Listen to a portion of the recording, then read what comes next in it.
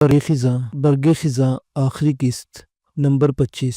سدھورا اپنے بچے کو سینے سے لگائے ایک ویرانے میں دوڑی چلی جا رہی تھی۔ اس کی کوئی منزل نہیں تھی، کوئی پناہ نہیں تھی، بس صرف ایک اندھی سمت تھی، اور وہ تھی اس کے سر کی چادر کھسک چکی تھی اور پاؤں جوتوں سے بے نیاز ہو چکے تھے۔ اس کی سانس بے تحاشا پھولی ہوئی تھی۔ وہ دوڑتے دوڑتے بے حال سی ہو رہی تھی، لیکن اس نے دوڑنا ترک نہیں کیا تھا۔ جب ایک مقام پر وہ گرتے گرتے بچی تو اس کا دم بے دم ہو چکا تھا۔ وہ گر پڑنے کے ڈر سے ذرا رک گئی اور اپنی سانسیں بحال کرنے لگی۔ اس نے عقب میں دیکھا تو اسے پرہول تاریک سناٹے کے سوا کچھ دکھائی نہ دیا۔ ہوا ذرا بحال ہوئے تو اس نے راستے کا تعین کرنے کی صحیح کی اور سوچا کہ وہ جس اندھی سمت میں دوڑ رہی تھی وہ اسے ویرانوں کی طرح بھٹکا سکتی تھی۔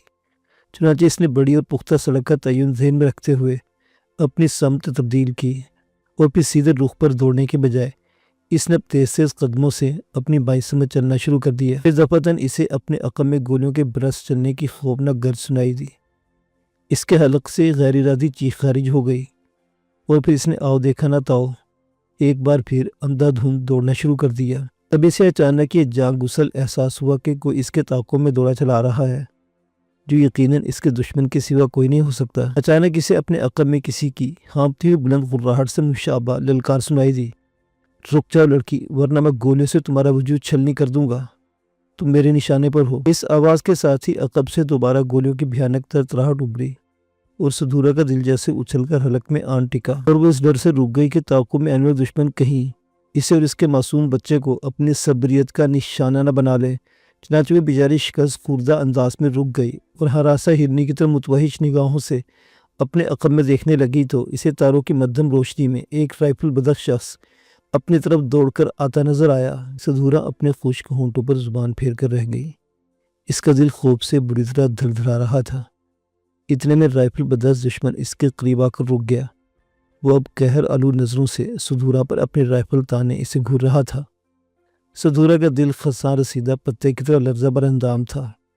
چلو میرے ساتھ، اگر تو نے ذرا بھی غلط حرکت کرنے کی کوشش کی تو تیرے شوہر پرویز کے تجھے تیرے بچے کو بھی گولیوں سے بھون کر رکھ دوں گا۔ دفعتاً دشمن نے صفاق لہجے میں حکم دیتے ہوئے کہا، اور بیچاری سدھورا پرویز کے اس دنیا سے کوچ کر جانے پر بے اختیار پھوٹ پھوٹ کر رو دی۔ اسے روتا دیکھ کر دشمن غصے سے اس کے قریب آیا اور اس کے بال اپنی مٹھی میں جکڑ کر جھٹکا دیتے ہوئے بولا، یہ رونا دھونا چھوڑ اور میرے چال سے چل، ورنہ۔ سدھورا خاموشی سے اس کے ساتھ چل پڑی۔ دونوں تاروں کی مدھم روشنی میں دم بخود ہولوں کی طرح آگے بڑھ رہے تھے۔ ہائی روف کے قریب پہنچ کر رائفل بدست نے اسے ڈرائیونگ سیٹ کے برابر نشست پر سوار کرایا اور پھر گاڑی آگے بڑھا دی۔ سانول اور سارنگ نے تاریک گلی کے اختتام پر ہی آچر خان کو پکڑ لیا۔ سارنگ، اس مردود کو لے چلو واپس، ملوکہ کی حالت نازک ہے، اللہ سے ہی خیر کرے، سانول نے دکھ بھری ہانپتی آواز میں کہا۔ پھر آچر خان کو دبوچے یہ دونوں گھر واپس پہنچے تو ملوکہ اس جہان فانی سے کوچ کر چکی تھی۔ سارنگ نے اپنی بہن کو خون میں لت پت مردہ حالت میں دیکھا تو وہ غصے سے پاگل ہو گیا۔ تب اس نے آچر خان کو فرش پر دھکا دیا اور غضبناک انداز میں اپنی کلہاڑی بلند کر لی۔ مارے دہشت کے آچر خان اپنی جگہ بے حس و حرکت پڑا رہ گیا، مگر سانول نے فوراً آگے بڑھ کر سارنگ کا کلہاڑی والا ہاتھ پکڑ لیا۔ نہیں سارنگ، اس مردود کے خون سے اپنے ہاتھ مت خراب کر۔ نہیں سانول، اس کتے نے میری معصوم بہن کا قتل کیا ہے، میں اسے زندہ نہیں چھوڑوں گا، تو پرے ہٹ جا بھیرا۔ سارنگ شدت غیظ و غضب سے دھاڑا، مگر سانول نے سارنگ کے ہاتھوں سے کس طرح کلہاڑی بھی چھین لی۔ ہوش کر سارنگ، ہم اسے پولیس کے حوالہ کریں گے، اس کو مار کر تو پھانسی چڑھے گا۔ سانول نے ایک بار پھر سمجھایا اور پھر غصے سے آچر خان کو گھورتے گریبان کھینچ کر کھڑا کیا اور وہ اسے تھانے کی طرف لے چلے۔ تھانے پہنچے تو ڈیوٹی پر متعین ایک سپاہی نے آچر خان کو اس حالت میں دیکھا اور پھر سانول اور سارنگ کی زبانی آچر خان کے قتل کی واردات میں رنگے ہاتھوں پکڑے جانے پر فوراً حرکت میں آیا اور اپنے دو ساتھیوں کی مدد سے پہلے آچر خان کو ہتھکڑیاں لگائی۔ پھر ایک سپاہی تھانے کے احاطے میں بنے کوارٹر میں محو استراحت انسپکٹر چھٹل شاہ کو خبر دینے چلا گیا۔ ذرا دیر بعد سانول اور سارنگ انسپکٹر چھٹل شاہ کے سامنے اپنے بیانات قلم بند کروانے لگے۔ اب اس مردود کو پھانسی کے پھندے سے کوئی نہیں بچا سکتا، میں خود کل عدالت جا کر اس کا ریمانڈ لے کر رہوں گا۔ بیانات مکمل کرنے کے بعد انسپکٹر چھٹل شاہ نے دانت پیستے ہوئے کہا، تو بدماش سدھورا کو یرغمال بنائے اپنے ہائی روف میں اڑا جا رہا تھا۔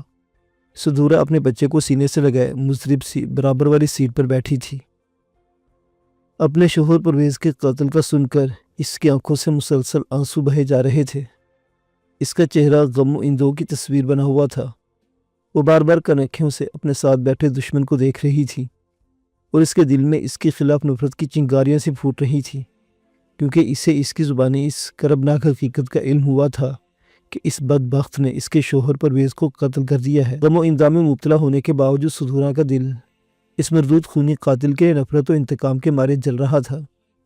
سدھورا کا بس نہیں چل رہا تھا کہ اپنے شوہر کے قاتل اس مردود کا خون پی جائے۔ دشمن کی رائفل اس کے قریبی سیٹ کے ساتھ ٹکی ہوئی تھی۔ ایک لمحے کو سدھورا کے جی میں یہ جارحانہ خیال ابھرا کہ وہ فوراً اس کی رائفل پر قبضہ جمانے کی کوشش کرے، مگر وہ اپنے معصوم بچے کی وجہ سے اس جارحانہ اور خطرناک خیال سے گریزاں رہی۔ چنانچہ سرِ دست اس نے خود کو دشمن کے رحم و کرم پر چھوڑ دیا، لیکن اس کا یہ مطلب بھی نہ تھا کہ وہ بالکل ہاتھ پر ہاتھ دھرے رکھی ہوئی تھی، کیونکہ وہ جانتی تھی کہ اسے کہاں اور کس کے پاس لے جایا جا رہا تھا۔ بچہ اس کی زنجیر بنا ہوا تھا اور خود سدھورا کی اپنی عزت اس کے لیے خطرہ بنی ہوئی تھی۔ وہ دل میں آنکھیں موندے اللہ سے اس مشکل گھڑی سے نجات پانے کی دعائیں کرنے میں مصروف ہو گئی۔ عزت اور بچہ اس وقت دونوں ہی اس کی مجبوری تھے۔ ہائی روڈ پوری رفتار سے دوڑی چلی جا رہی تھی۔ وہ اب ویران اور بندر علاقے سے نکل کر شاہراہ عام پر آ کر ٹریفک کے روشن سیلاب میں دوڑنے لگی۔ پھر مزید گھنٹے بھر کی مسافت کے بعد ہائی روف ایک متمول علاقے میں داخل ہو گئی، جہاں ہر سو گہرا سناٹا طاری تھا۔ سدھورا اس علاقے کو پہچان کر دھک سے رہ گئی۔ یہی تو وہ نو تعمیر شدہ مکانوں اور بنگلوں کا علاقہ تھا جدھر اس شیطان صفت انسپکٹر یاور کی نئی رہائش گاہ تھی۔ ہائی روف ایک نو تعمیر شدہ بنگلے کے گیٹ پر پہنچ کر رک گئی۔ دشمن نے جلدی 2-3 بار ہارن بجایا۔ ذرا ہی دیر بعد ایک چوکیدار نے گاڑی اور گاڑی والے کو پہچان کر گیٹ پار کر دیا۔ ہائی روف ایک جھٹکے سے آگے بڑھی اور اندر داخل ہو گئی۔ سدھورا کی کن پٹیاں اندیشناک وسوسوں کے مارے سائیں سائیں کرنے لگی اور دل خزار سیدھا پتے کی طرح دھڑکنے لگا۔ ہائی روف اندر پورٹیکو میں جا کر کھڑی ہو گئی۔ اس بدمعاش قاتل نے ایک بار پھر ہارن بجایا اور پھر سدھورا کو درست لہجے میں اترنے کا کہہ کر خود اپنی طرف کا دروازہ کھول کر نیچے اتر آیا۔ ناچار سدھورا بھی ررستی کانپتی نیچے اتر آئی۔ مسلح چوکیدار بدمعاش کے قریب آیا تو اسے چوکیدار سے پوچھا، صاحب کیا کر رہا ہے؟ وہ آرام کر رہے ہیں، چوکیدار نے کھدرے لہجے میں کہا۔ بدمعاش کچھ دیر سوچتے ہوئے بولا، اچھا ٹھیک ہے، اس چھوکری کو پچھلے کمرے میں بجا کر بند کر دو، میں صاحب سے ملتا ہوں جب تک۔ چوکیدار نے اس بات میں سر ہلایا اور پھر سدھورا کو بازو سے پکڑ کر بنگلے کے بعید ترین گوشے میں ایک سٹورنما کمرے میں لے آیا اور پھر اسے اندر بند کر دیا۔ اندر گھوپ اندھیرا تھا۔ سدھورا کو یہ وحشت سی ہونے لگی۔ اسے کسی طرح اپنے ہاتھ کی مدد سے سوئچ بورڈ کو ٹٹولا اور کمرے کی بتی جلا دی۔ کمرے میں جانے کیا کاٹ کباڑ بکھرا ہوا تھا۔ سدھورا کا ویسے ہی تھکن سے برا حال تھا۔ وہ وہیں گندے فرش پر ایک خالی کونے میں بچے کو لے کر بیٹھ گئی۔ بچے نے رونا شروع کر دیا۔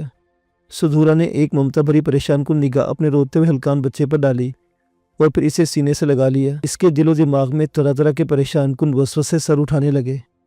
وہ اس منحوس بنگلے کو پہچان چکی تھی۔ یہ اس مردود اور عیاش انسپکٹر یاور حیاتی کا بنگلہ تھا جو پہلے بھی ایک بار قید ہو چکی تھی۔ اس وقت اس کے ہمراہ پرویز بھی تھا۔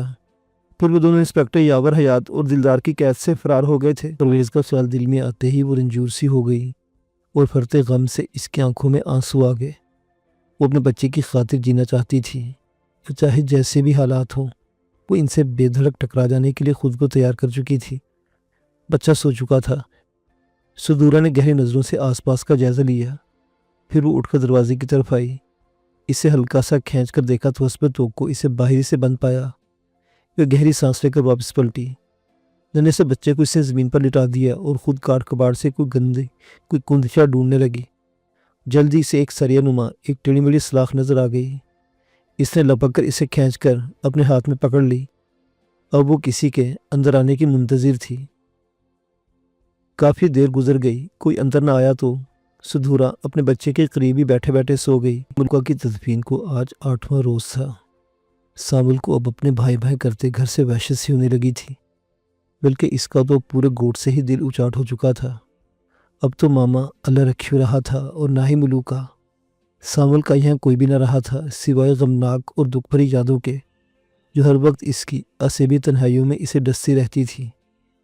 پھر ایک دن یوں ہوا کہ سامل نے اپنا مختصر سا سامان سمیٹا اور خاموشی سے اس گوٹ کو ہمیشہ کے لیے خیر بات کہہ کر گھر سے نکل کھڑا ہوا۔ وہ شہر جانے والے شاہراہ پر آن کھڑا ہوا۔ اس وقت صبح صادق تھی۔ سامل نے کراچی کے بارے میں سن رکھا تھا کہ وہ بڑا مہربان شہر ہے۔ اس کی آغوش وسیع تھی۔ جس کی ہوامی میں کھو کر انسان سب کچھ بھول جایا کرتا ہے۔ پھر وہ کراچی جانے کے ارادے سے ایک مسافر لاری میں سوار ہو گیا۔ لگ بھگ کوئی 3 گھنٹوں کے بعد وہ کراچی جیسے بھرے پورے شہر میں داخل ہو چکا تھا۔ یہاں آ کر اسے عجیب سا احساس ہونے لگا۔ اسے یوں لگا جیسے اس کا کوئی اپنا بھی موجود تھا، کوئی ایسا شخص، ایک ایسی ہستی جسے اسے دل سے چاہا تھا، ایک بے چینی سی جو اسے بے کل کیے دے رہی تھی۔ وہ پھر جیسے بے سر و سامانی کے عالم میں بے مقصد مصروف شاہراہوں میں آوارہ گردی کرنے لگا۔ سدھورا کی اچانک آنکھ کھلی۔ کمرے کے روشن دان سے سورج کی تیز روشنی اندر داخل ہو رہی تھی۔ وہ تڑپ کر یکدم اٹھی، قریبی لیٹے اپنے سوئے ہوئے بچے کو اٹھایا تو وہ کسمسا کر جاگ اٹھا اور رونے لگا۔ سدھورا نے اسے فوراً سینے سے لگا لیا، سر اس کے قریبی رکھا ہوا تھا۔ بچے کو دودھ پلانے کے دوران اس نے کمرے کے بعد دروازے کی طرف دیکھا۔ تھوڑی دیر اسی طرح گزر گئی کہ مان دروازے پر آہٹ ہوئی۔ سدھورا کا دل یک بارگی زور سے دھڑکنے لگا۔ وہ فوراً اٹھی تو اس کے ہاتھ میں سریا تھا۔ وہ جلدی سے لپک کر کاٹ کباڑ کے بیچ میں چھپ کر بیٹھ گئی اور اوٹ سے اس دروازے کی طرف نظریں جما دی۔ اس نے نہایت آہستگی سے اپنے بچے کو فرش پر ڈال دیا۔ وہ معصوم ان کڑے حالات سے بے خبر اپنے ننھے منھے ہاتھوں پیروں کو ہلا جلا رہا تھا۔ سدھورا نے دھڑکتے دل کے ساتھ وہ آہنی سریا مضبوطی کے ساتھ اپنے ہاتھ میں پکڑ لیا تھا۔ پھر اچانک اس نے دیکھا کمرے کا دروازہ ہلکی چرچراہٹ کے ساتھ کھل گیا اور دوسرے ہی لمحے وہ ایک شخص کو اندر آتا دیکھ کر بری طرح ٹھٹک گئی۔ یہ دلدار تھا، وہی منحوس شخص جس نے اس کی اچھی بھلی زندگی کو اجاڑ کر رکھ دیا اور ہنسی بسی زندگی کڑے موسموں کی زد پر آ چکی تھی۔ دلدار تنہا تھا۔ وہ حیرت اور الجھن امیز متلاشی نظروں سے دائیں بائیں گردن موڑ کر دیکھنے لگا۔ پھر جب وہ مزید اندر آیا تو سدھورا ہمت کر کے محتاط روی کے ساتھ کاٹ کباڑ کی آلیتی اچانک اس کے عقب میں نمودار ہوئی اور اپنے دونوں ہاتھوں میں مضبوطی سے پکڑے ہوئے آہنی سریے کی بھرپور ضرب اس کے سر کے پچھلے حصے پر رسید کر دی۔ دلدار کے حلق سے وحشیانہ چیخ ابھری اور وہ لڑکھڑا سا گیا۔ اس نے ڈگمگاتے قدموں سے اپنا خون آلود سر تھام لیا، مگر سدھورا پر تو اس وقت ہسٹری جنون سوار تھا۔ وہ انتقام کے جذبے سے مغلوب ہوئی جا رہی تھی۔ اس نے پھر اوپر تلے 3-4 ضربات کے ساتھ دلدار کا سر کھول کر رکھ دیا۔ دلدار کٹے ہوئے شیطیر کی طرح زمین پر ڈھیر ہو گیا۔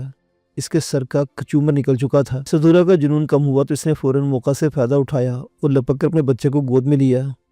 پھر دلدار کے بے سود پڑے کپڑوں کی تلاشی لی تو حسب توقع اس کی جیب سے ایک سیاہ نال والا خوفناک پستول نکل آیا۔ آتشی ہتھیار ہاتھ میں آتے ہی سدھورا کا دل اور بڑھ گیا۔ وہ ایک ہاتھ میں اپنا بچہ سنبھالے اور دوسرے ہاتھ میں پستول لیے کمرے سے نکلی تو ٹھٹک کر رہ گئی۔ سامنے بنگلے کا وسیع احاطے میں ہی اسے انسپکٹر یاور حیات سادہ لباس میں آتا دکھائی دیا۔ اس کے ہمراہ رات والا وہی بدبخت قاتل بھی تھا جس نے پرویز کا قتل کیا تھا۔ اس کی کمر سے ابھی تک رائفل جھول رہی تھی۔ وہ دونوں سدھورا کو اچانک چونک کر دیکھ کر رک گئے۔ پھر جیسے ہی اس بدمعاش قاتل نے اپنی رائفل سنبھالنے کی کوشش کی، سدھورا نے اپنے ہاتھ میں پکڑے پستول سے 2-3 اوپر تلے فائر کر ڈالے۔ تینوں گولیں اس قاتل بدمعاش کے سینے میں پیوست ہو گئی اور وہ کری انگیز چیخ کے ساتھ زمین بوس ہوتا چلا گیا۔ انسپکٹر یاور حیات کے چہرے پر یکا موت کی زردی چھا گئی۔ سدھورا نے اسے للکارا، خبردار اپنی جگہ سے حرکت مت کرنا ورنہ تیرا بھی یہی حشر کروں گی۔ اس نے یکدم اپنے ہاتھ فضا میں بلند کر دیے۔ اس اثنا میں دھماکوں کی آوازیں سن کر چوکیدار بھی وہاں آ گیا تو سدھورا نے اسے بھی دھمکا کر دونوں کو دیوار کے ساتھ لگ جانے کا حکم دیا۔ وہ دونوں سدھورا کا بلا چوچرا حکم ماننے پر مجبور تھے۔ پھر سدھورا نے ایک لمحے کی دیر نہیں لگائی اور بنگلے کو گیٹ کو باہر سے بند کر دیا۔ پھر اپنے ہاتھ میں پکڑے پستول کو ایک طرف پھینکا اور دیوانہ وار اپنا بچہ سنبھالے دوڑ پڑی۔ پھر جلدی اسے ایک ٹیکسی مل گئی تو وہ اس میں سوار ہو گئی۔ ٹیکسی والے کو اس نے فی الحال یہاں سے نکلنے کا حکم دیا۔ ٹیکسی والا کوئی بھلا مانس تھا۔ اس کی مجبوری سمجھ کر اپنی ٹیکسی کو دوڑاتا ہوا مصروف شاہراہ پر لے آیا۔ دفتن سدھورا کی نگاہ فٹ پاتھ کے کنارے ایک شخص پر پڑی تو وہ جیسے دوبارہ زندہ ہو گئی۔ اس نے سانول کو دیکھ لیا تھا۔ پہلے تو اسے اپنی آنکھوں پر یقین نہیں آیا، مگر پھر دوسرے لمحے اس نے ٹیکسی والے کو رکنے کا کہا اور پھر خود جلدی سے اتر کر دور جاتے سانول کو دیوانہ وار پکارتی فٹ پاتھ پر دوڑ پڑی۔ ادھر سانول بھی رک گیا۔ اس نے پیچھے مڑ کر دیکھا تو یوں لگا جیسے اس کی بچھڑی ہوئی صدیوں سے بچھڑی ہوئی کائنات دوڑی چلی آ رہی ہو۔ وہ دونوں ایک دوسرے سے لپٹ گئے۔ سانول کو سدھورا سے جو شکوہ تھا، کڑے حالات کی مجبوری نے دونوں کو بچھڑے ہوئے دلوں کو بالآخر سمجھوتے پر مائل کر دیا۔ سانول نے ٹیکسی والے کو کرایہ دے کر فارغ کیا۔ سدھورا نے جلدی اسے اپنے خطرناک حالات کے بارے میں آگاہ کیا تو سانول کو پھر یہ شہر بھی نابہرمان محسوس ہونے لگا۔ پھر تھوڑی دیر بعد دونوں نے ہمیشہ کا ساتھ نبھانے کے لیے اس شہر کو خیر بات کہنے کا آخری فیصلہ کر لیا۔ وہ دونوں اب نامعلوم منزل کی طرف بڑھ چکے تھے۔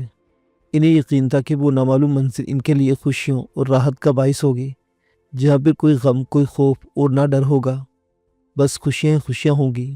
اور وہ ہوں گے ختم شد۔ معزز سامعین و ناظرین، یہ داستان آپ کو کیسی لگی؟ امید ہے کہ آپ کو پسند آئی ہوگی۔